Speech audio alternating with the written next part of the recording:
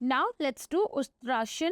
It is also called camel pose because in this pose, your body will shape like a camel. To do this, first of all, sit in the Dandasan position. Now you have to bend your right leg from the knee. As same, you have to bend your left leg from the knee. Came in the knee down position. Hold the right ankle with the right hand. Hold the left ankle with the left hand.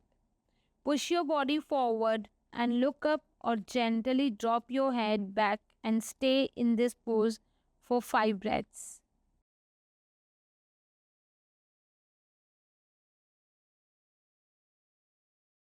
Now slowly bring your left hand forward, also bring your right hand forward.